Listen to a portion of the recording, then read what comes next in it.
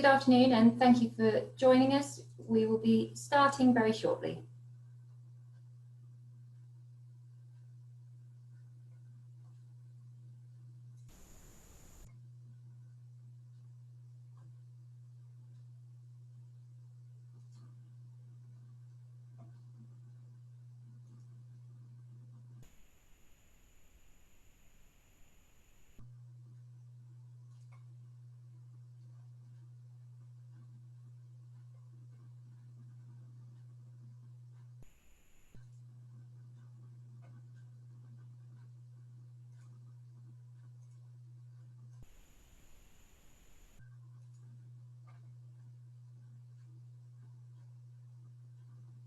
Good afternoon. We're just going to allow a few more to join us and then we will start.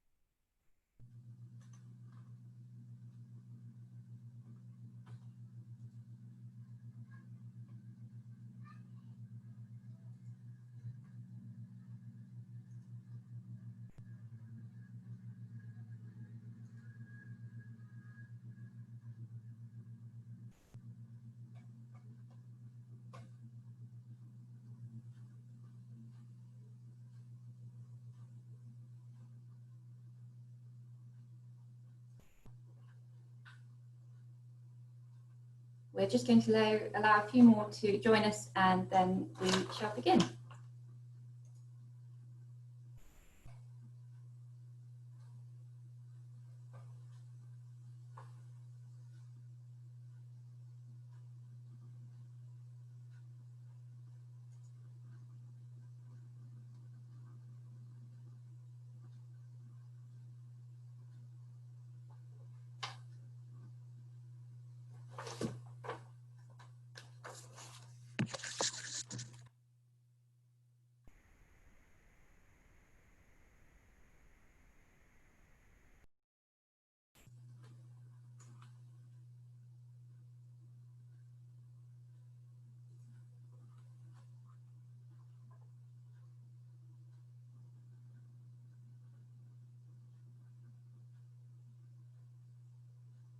Okay, hello and good afternoon everyone, and thank you for joining this, the first of our Autumn in Conversation with events. This is a series of one-on-one discussions where we interview recognised and celebrated individuals who are of direct interest to our members.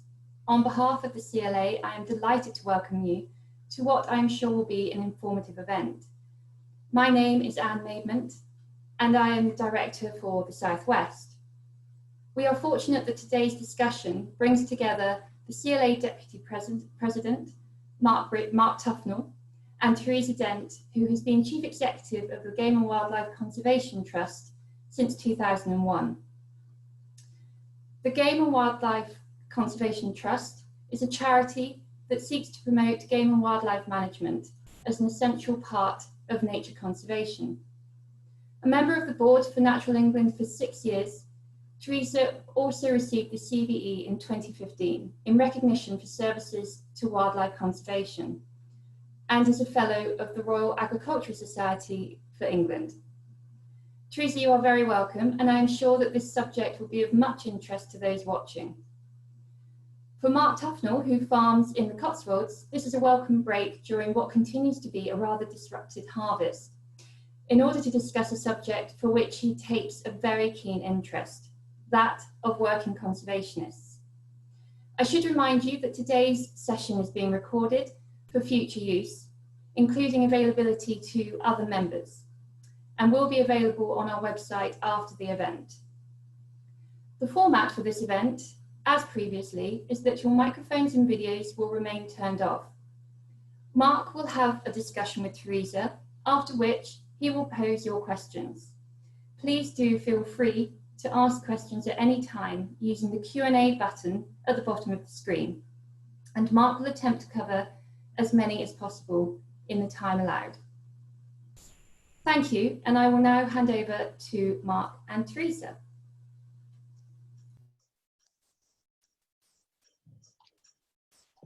Good afternoon, everybody. And Teresa, thanks very much indeed for coming along.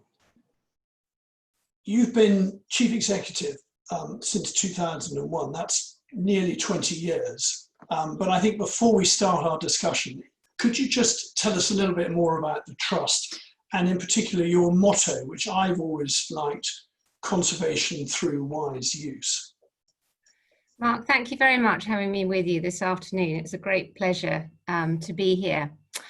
Yeah, the Game and Wildlife Conservation Trust is a great charity. We used to be called the Game Conservancy Trust, just in case there are people listening who've forgotten we changed our name.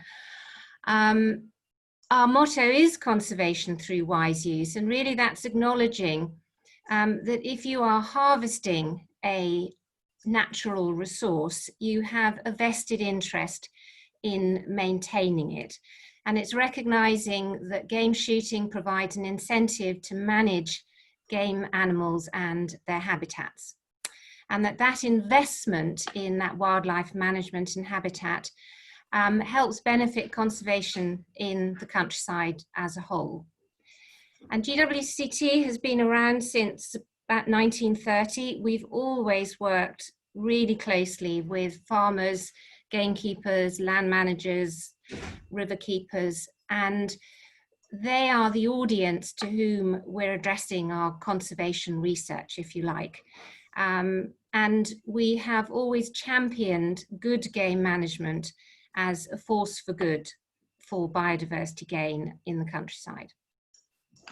Thank you. Well, there's a lot of overlap between your organisation and what we do at the Country Land and Business Association. I know that many of our members would also be members of yours. You've been developing this theme of working conservationists. What are you focusing on at the moment? Well, it's for a lot of people, when they think of nature, they think of a nature reserve. And when they think of wildlife, they think of nature reserves. But in fact, the majority of our wildlife lives on farmland, moorland, in woodland and rivers that are outside nature reserves. And mostly this land is looked after by people who have to make a living from it, who work the land. And many of them are wonderful conservationists. You're one example, and I bet there are many others on this call. So we've just launched a website to celebrate these working conservationists, which are the people we've worked with throughout our existence as a charity. So people who deliver good conservation alongside an economic land use. But on the whole, their stories and their successes tend not to be known about. So what we're trying to do is promote those stories and get the public to understand more what people like you contribute to nature conservation, and for them to understand how they can support you and champion what you do as well.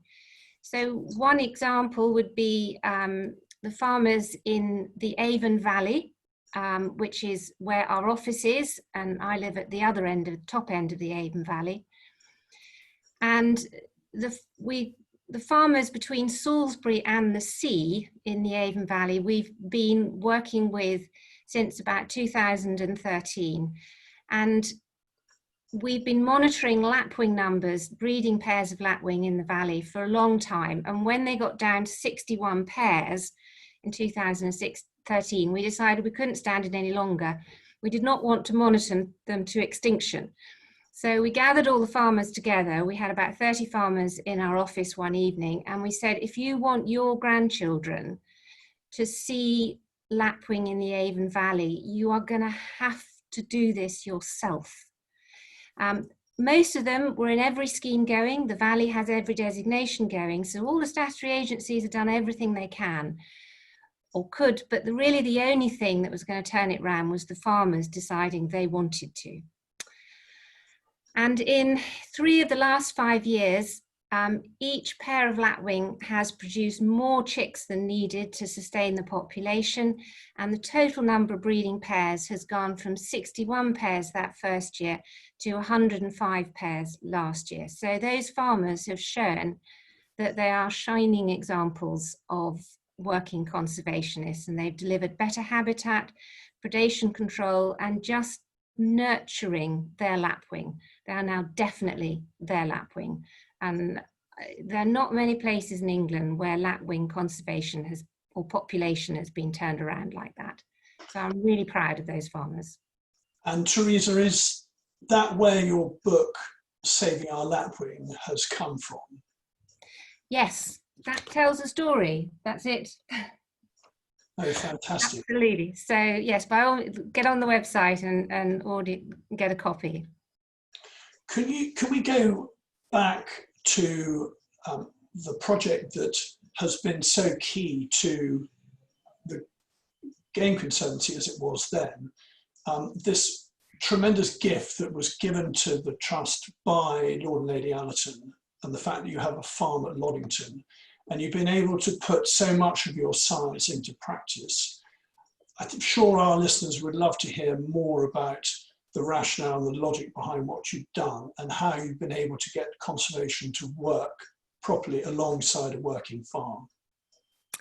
Yeah, the Alliton Project has been a wonderful and inspiring example of how to do just what you say, conservation alongside economic farming. Some of the people in the call may remember that in the 80s, we researched an awful lot of options on arable land to improve wildlife, so conservation headlands, beetle banks, managed field margins, and we were struggling to get farmers to put all those measures together on individual farms. And Dick Potts, my predecessor, who is a fantastic scientist, great partridge enthusiast, he wanted to get a farm where we could put it all together, put all the packages together and show that it worked. And Lord and Lady Alliton were unbelievably kind and left us their farm in their will. And we were able, starting in 1992, to start to put into place all of the measures that we'd researched to enhance farmland birds. And it worked unbelievably well. They put a gamekeeper there.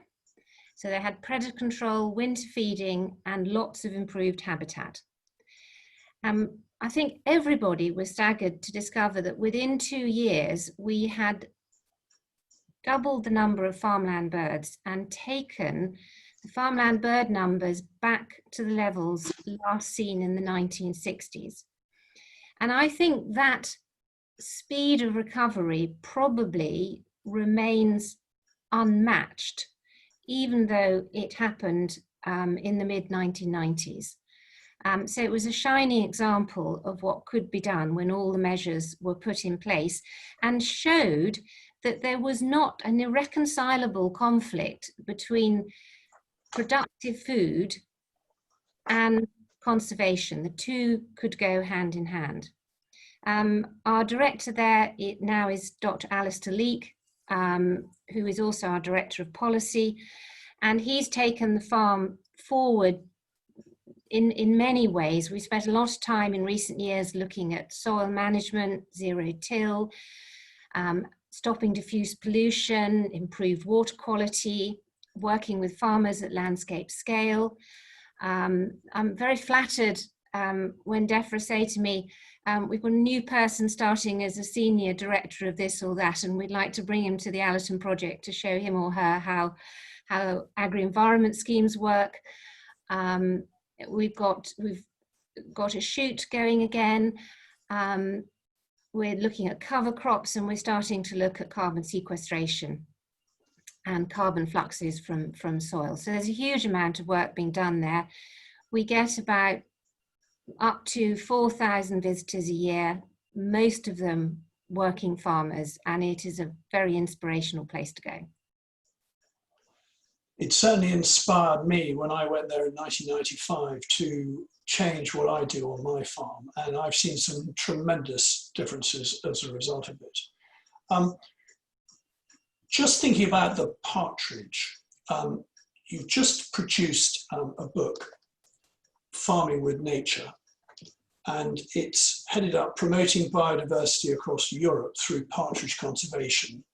And could you just explain a little bit more about the project and the underlying aspects of showing that conservation, looking primarily at partridges, does actually have huge knock-on effects in helping promote other farmland birds and also improve biodiversity? Yes, that's been, well, the grey partridge is a bird that's very dear to GWCT's heart. As I said, my predecessor, Dick Potts, was the national, probably global expert on grey partridge.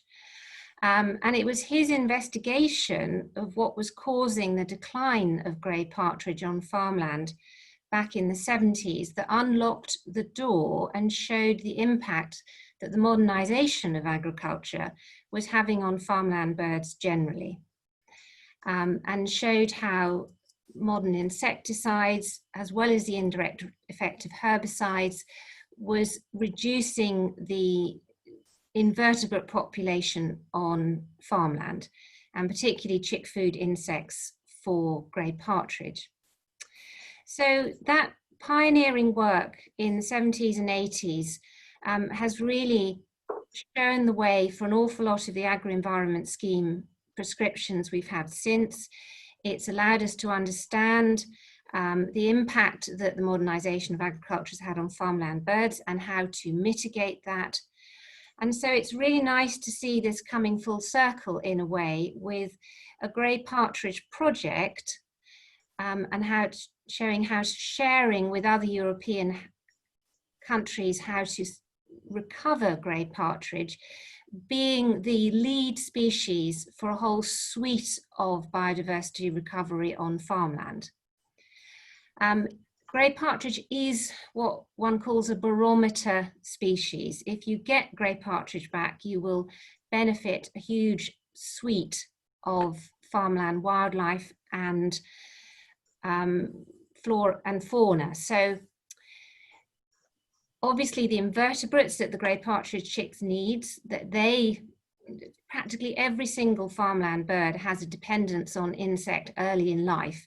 It's just that wild grey partridges depend on them for a whole 2 weeks, which is longer than practically any other farmland bird.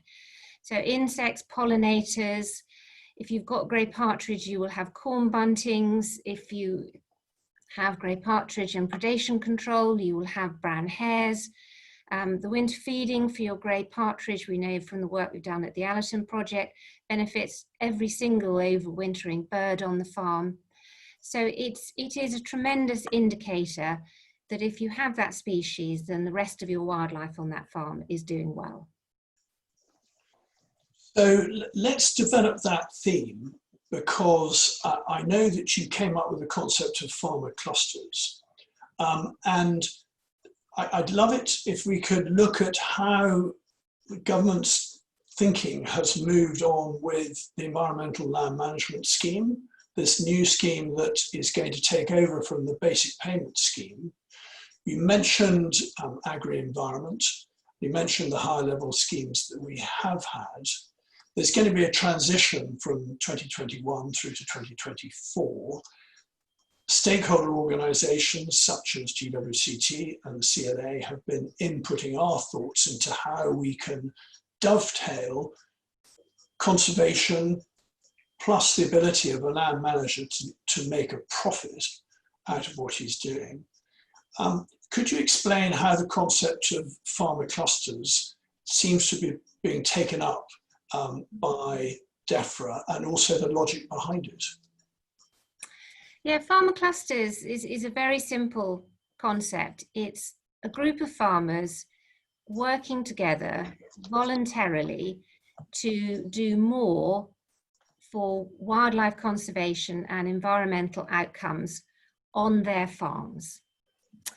And this came about largely as a result of the Lawton report, which called for better, bigger and more joined up wildlife habitats across the country.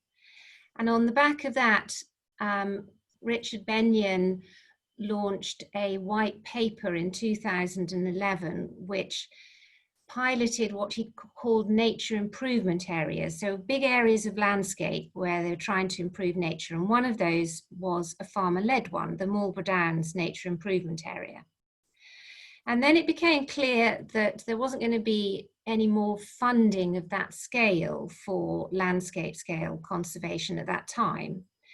And we'd had a number of farmers, or actually one particular farmer, said to me, I wouldn't do an NIA, there's far too much bureaucracy, but I would do something with my neighbours. And we thought, well, why don't we see if we can get this going?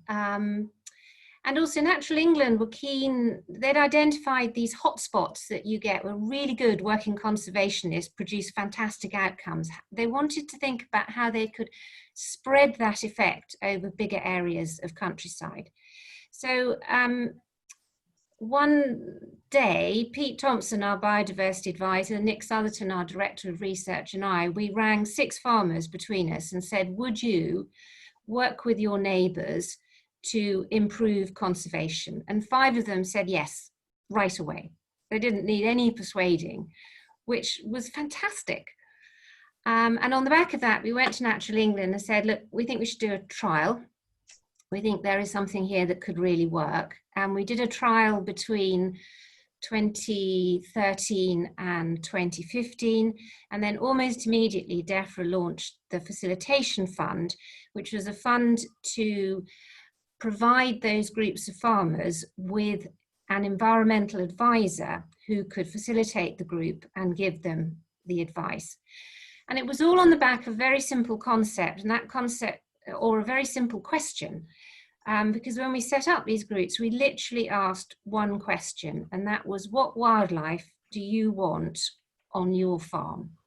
And then depending what the farmers said, we developed a whole conservation plan, or they developed a whole conservation plan, quite quickly moved beyond wildlife into soil quality, water, that sort of thing. And I think after the last round of facilitation funding, which was last autumn, we are up to, nationally in England, we're up to 136 groups, and I suspect close to 750,000 hectares in those groups. So it's a tremendous tribute to the willingness of farmers to do more for conservation and work collaboratively. So they are all farmer-led, bottom-up and landscape scale. And when DEFRA launched its 25-year environment plan in January 2018, they specifically mentioned these farmer cluster type groups as exactly the sort of nature recovery network they wanted to generate as part of that environment plan.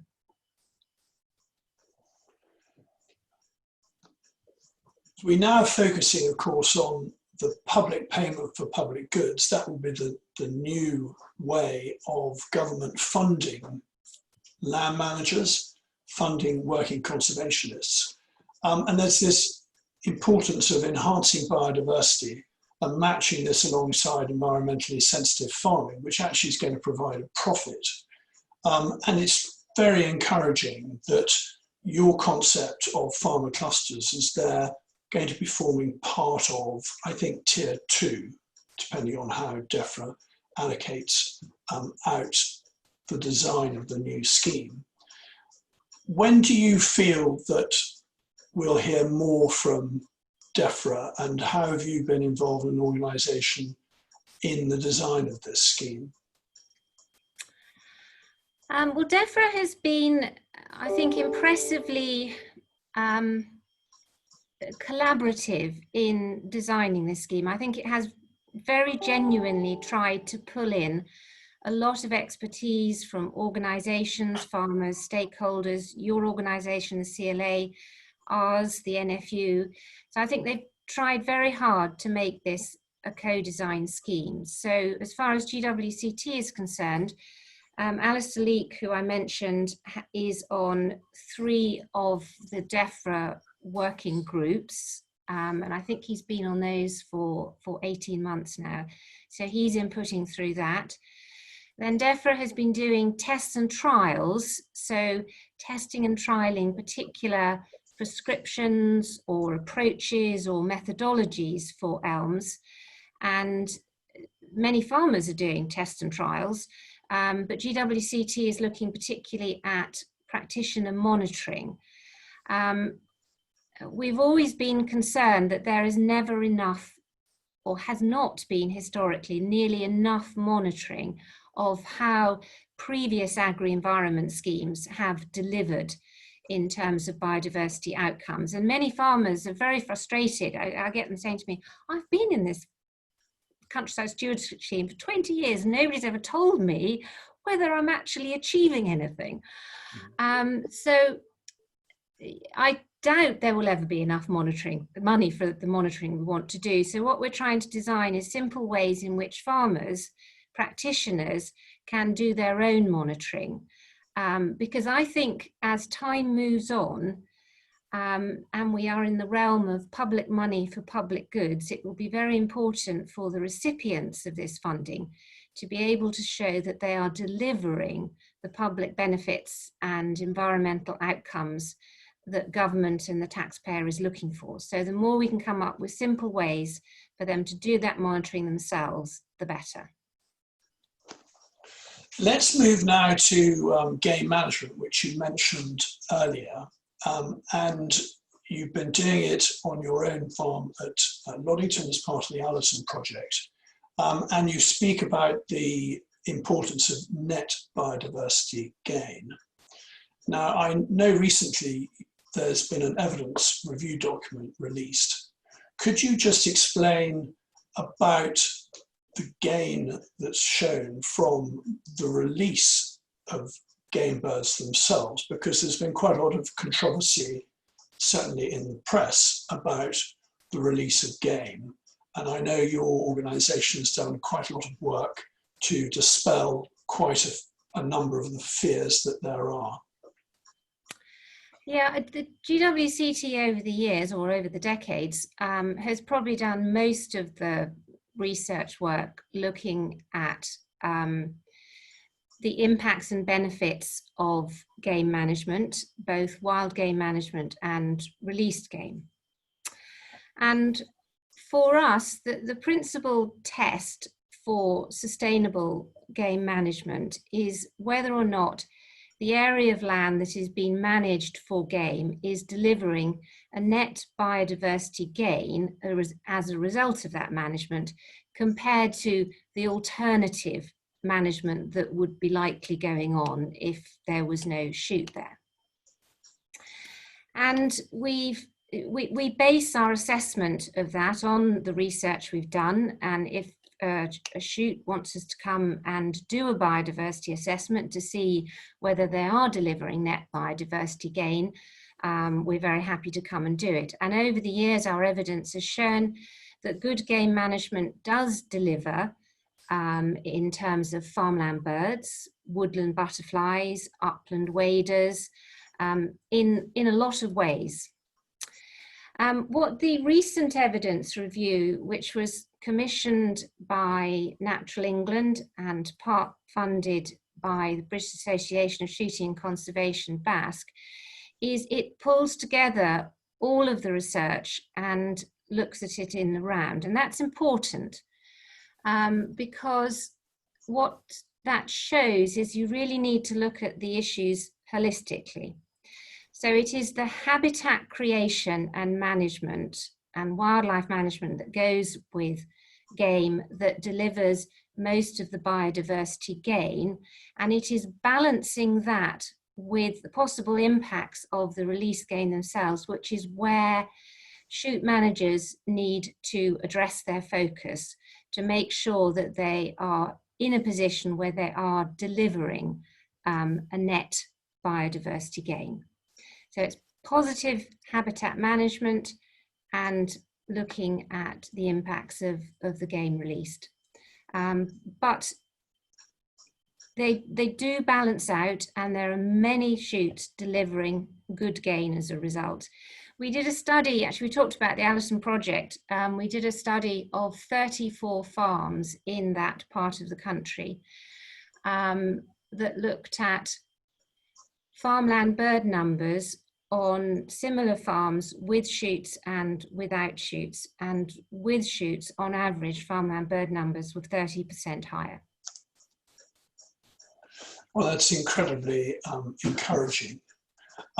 Can I turn now to your time with Natural England? Natural England were lucky enough to have you as a board member for 6 years, and just this summer you stood down. For you, what do you think was the best result that came out of it? Well, it was a great honour to be on the board of the government agency that's responsible for delivering nature conservation across the country. And I very much enjoyed my time on the board and appreciated the job that they do. It's not an easy task to balance what can be diametrically opposed approaches to conservation and to what's important when you're dealing with the whole gamut of farmers, NGO, green organisations, pressure groups, activists. And I have to say their job, Natural England's job, was not made any easier during my time on the board by its budget being cut by 45%. And as many farmers around the countryside know, Natural England has many good and dedicated staff.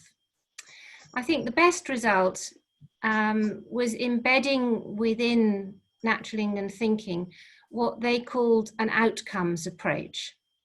And that was really to focus with farmers and land managers on what is the outcome we are trying to achieve, us as Natural England and you as farmers and land managers. What's the outcome we're trying to achieve in terms of wildlife and conservation and environmental outcomes? And then let's work in partnership, focusing on what we need to do to achieve that, embrace the ways in which you would like to operate to achieve that. Don't make it top down, and really focus on outcomes. And I felt that was a really positive approach for a government agency to take. And Teresa, what do you think was the biggest challenge for the board to have faced recently? Well, I think the biggest challenge was when that outcome approach appeared to be stymied by legal challenge, and probably the one that's most familiar to the people in this webinar is the general license issue. Naturally, that was a legal challenge. Natural England does have to operate within the law. It can't do anything else. On the whole, it doesn't want to ban anything or stop anything. But when it has to try and reconcile a greater legal requirement with maintaining management practices, the outcome does tend to be more complexity. Did Natural England get it right? No. I think I'd have to say it didn't get all of the issues around general licenses right, and I think most people in this call would agree with that. Does it need to do it better in future? Yes. And how could that happen? Well, I think probably none of this will come as any surprise to Natural England, but I think there are 4 things that I would suggest they focus on. One is if you are going to solve a complex problem, you have to do it by doing simple things. So simple rules, simple forms, simple processes. Second, focus on what you're trying to achieve rather than what you're trying to avoid. So fit everything into what you're trying to achieve. So focus on saving curlew eggs and curlew chicks from being predated by crows, not improving that every crow that might be removed needs to be removed. My third thing would be to talk to the practitioners, let them help design the schemes and the rules that work. The very fact that somebody is working in the licensing department of Natural England means that they don't know all they need to know about what works in practice on the ground any more than I do. So really need to tap into that knowledge. And I think lastly, deliver on time. Every farmer, every grower, every wildlife conservationist knows that timeliness is king, and things have to be done on time to work in that world.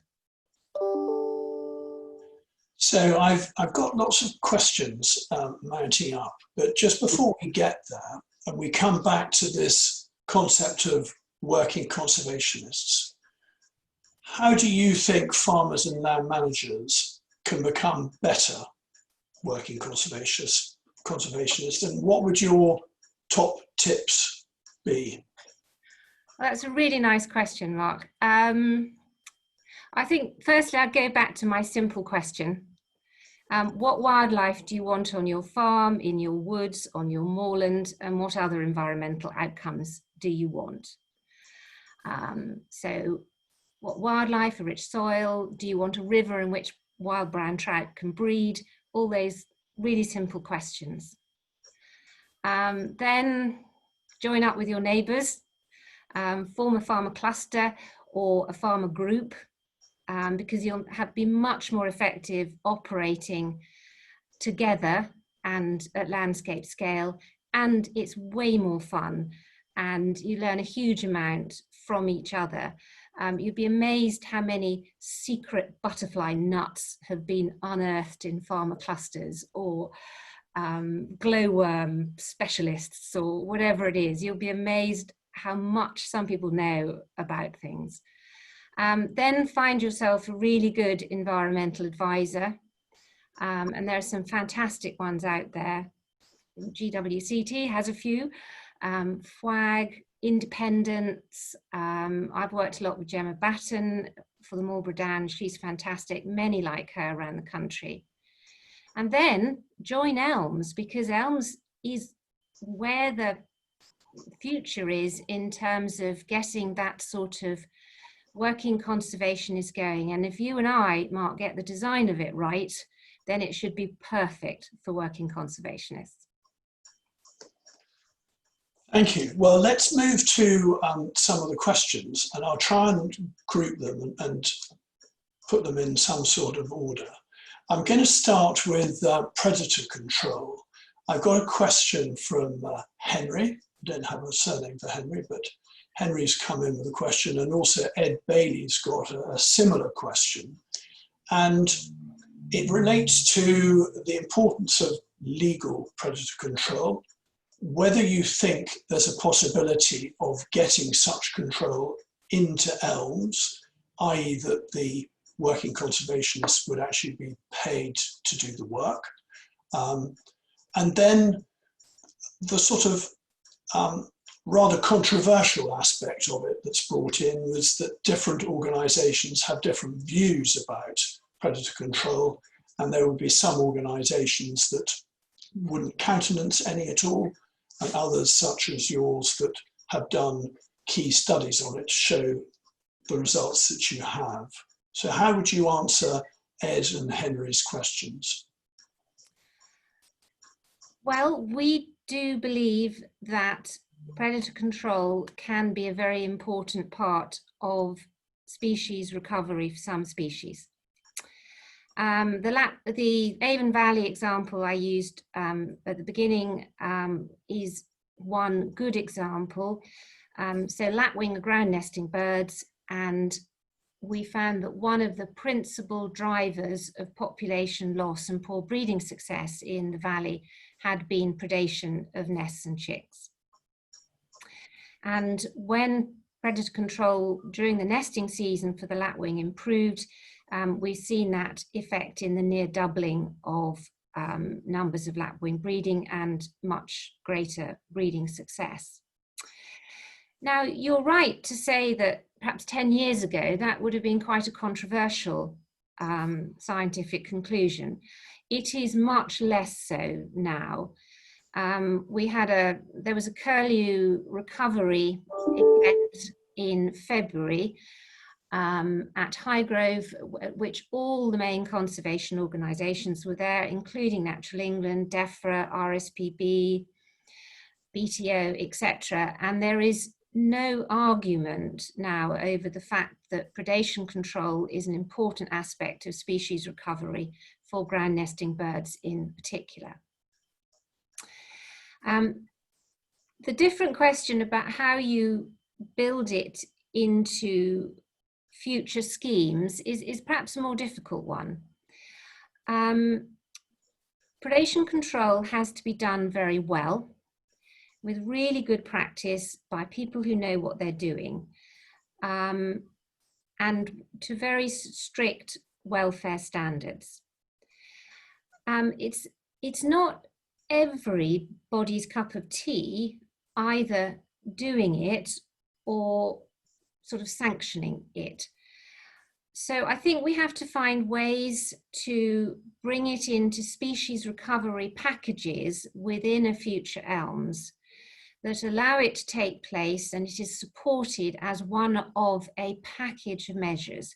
Because the other thing that's very important to understand is it can be a very important part of species recovery, but it is never the only part of species recovery. And it has to sit alongside the provision of really good habitat and the solving of any other problems that might be constraining the recovery of a species. So it needs to be part of a package, and that's, I think, is probably how one builds it into a future elm scheme. Yes, certainly your Farming with Nature book that's just come out, that's readily available, explains just that. Now, Tony Powell has posted a number of questions and comments, and he's most impressed by the knowledge of the GWCT scientists and researchers, and is really delighted with the results from the Avon Valley. And I think his question really is more about how do you get the message out to the mass media so that people understand that gamekeepers, farmers, landowners, land managers are working positively towards the improvement of nature? Yeah, it's a real challenge, isn't it? And I mean, that's exactly why we've launched the Working Conservationist website, because we really feel these stories and these examples of good conservation need to be better known and better understood. We've also been writing a lot of case histories, because science is a wonderful thing, and GWCT scientists are fantastic people, but there are not many members of the general public who are going to read a scientific paper. So we have to turn these things into human stories, and that's where the case histories are so valuable, because they really do bring to life the way in which farmers and conservationists put the science into practice and turn, if you like, the science or the words into birds. And I think that is where we make progress. We've been really pleased at how our case histories have been picked up around the country, particularly in regional press.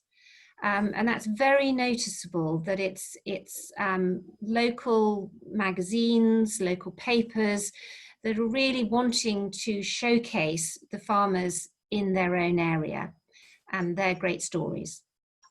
But it's a perpetual challenge to get this out enough, and you must find the same as the CLA.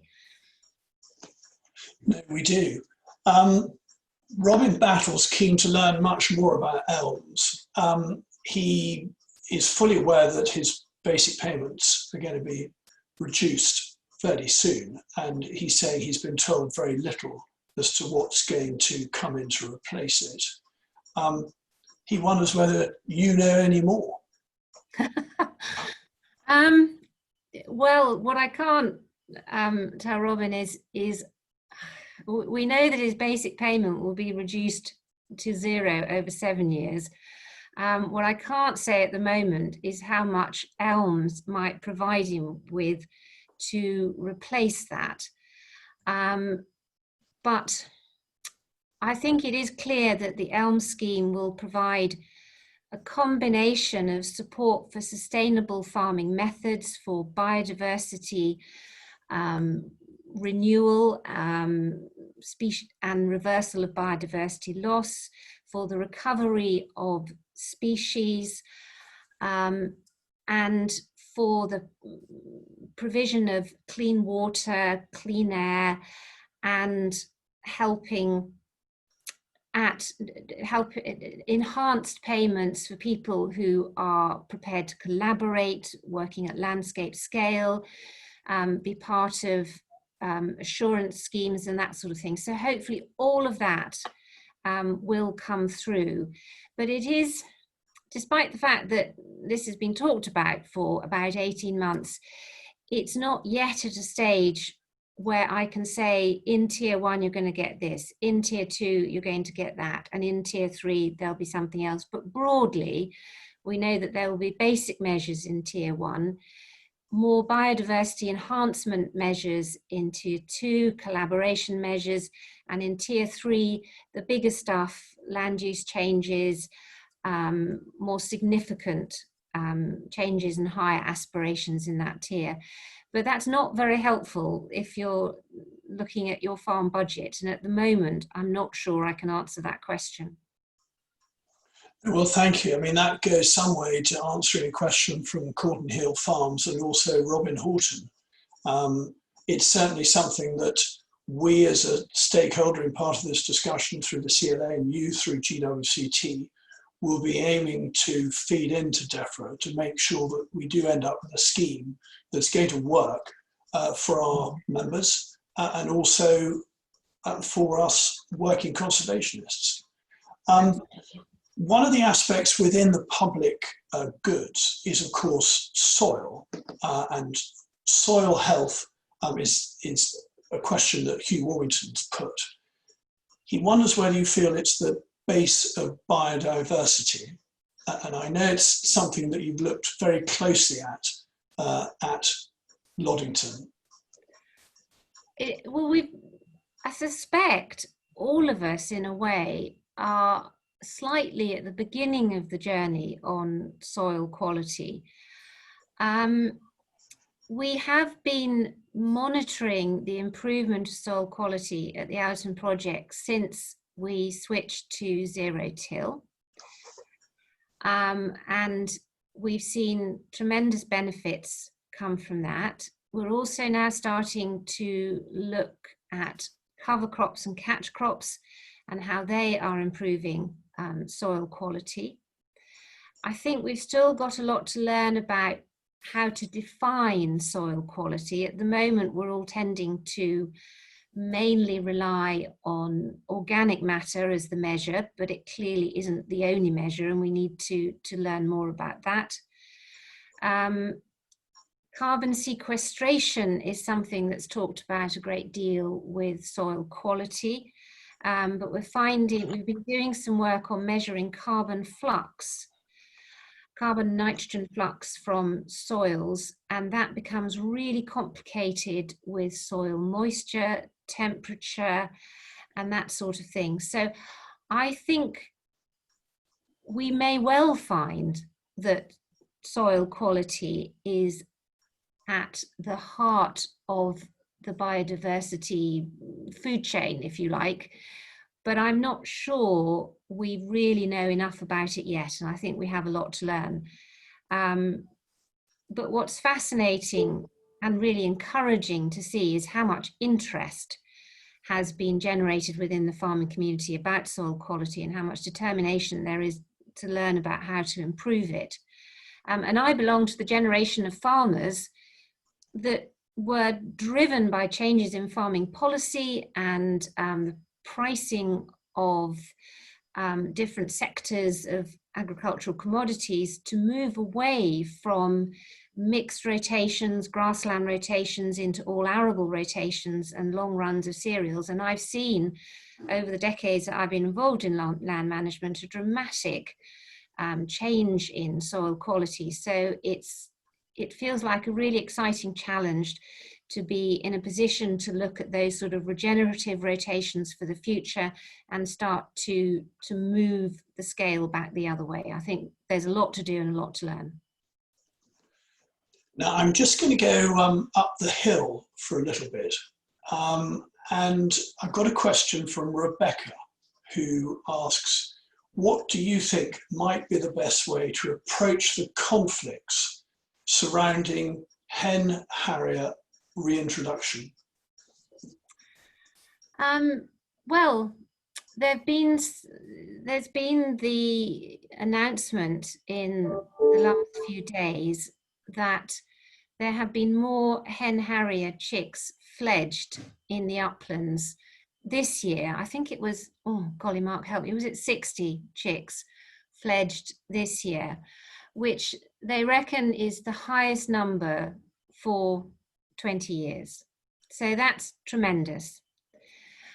GWCT has been involved in this issue for decades. And my predecessor, Dick Potts, wrote a paper in 1998 in which he advocated a hen harrier quota scheme. So to try and achieve a balance between harrier numbers and red grouse management, so that the grouse moors could sustain a population of harriers, a viable and productively breeding population of harriers, but not get so many of them that the harriers wiped out the grouse, which is what had happened at Langham in the 1990s, and actually happened again when we went back to Langham, because we could not get grouse numbers up to sustainable numbers for shooting in the presence of hen harriers. So it was a real lose-lose.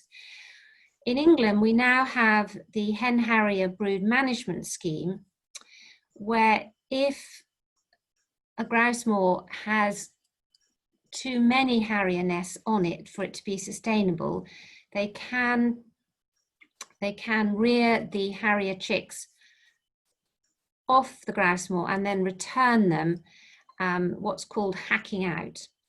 And it is the availability of that management measure that has unlocked the conflict and made it possible to generate the number of chicks we've had this year. So I think it's a success.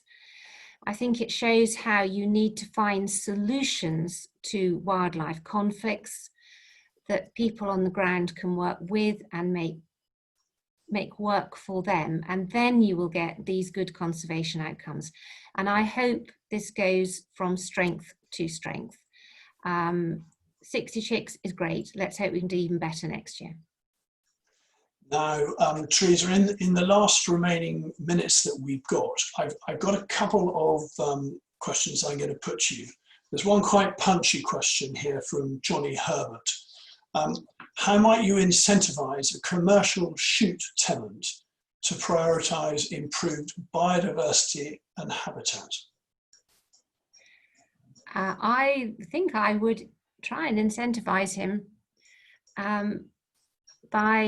in two ways. Firstly, by suggesting this is something that he or she should fundamentally strive to achieve, because for us it is the definition of sustainable game management.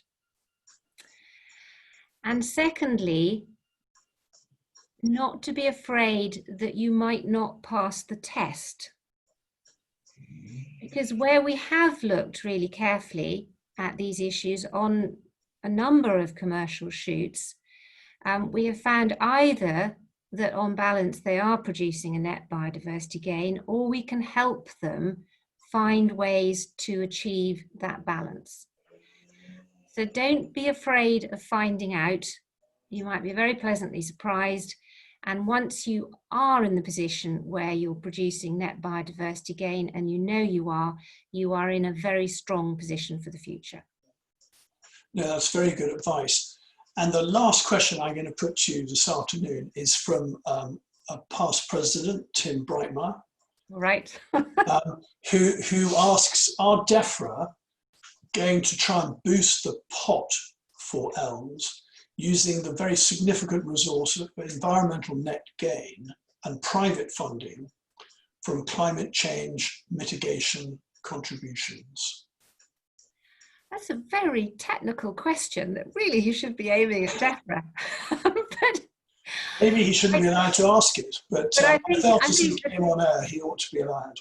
But the direction of travel is that DEFRA is wishing to bring in that sort of future funding as well as elms.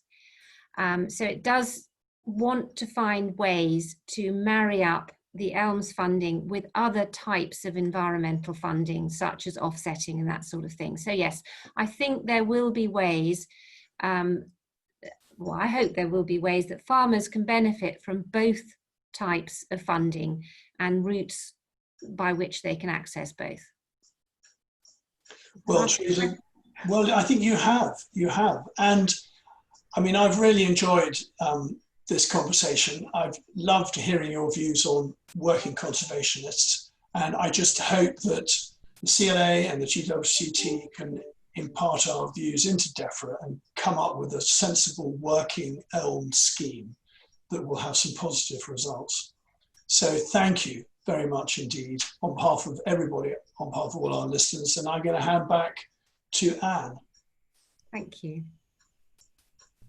Thank you both very much. That was a very interesting and enlightening discussion. So thank you. And I enjoyed certainly learning more about the Alliton Project and also thoughts around the development of the new elms. So exciting times for us all.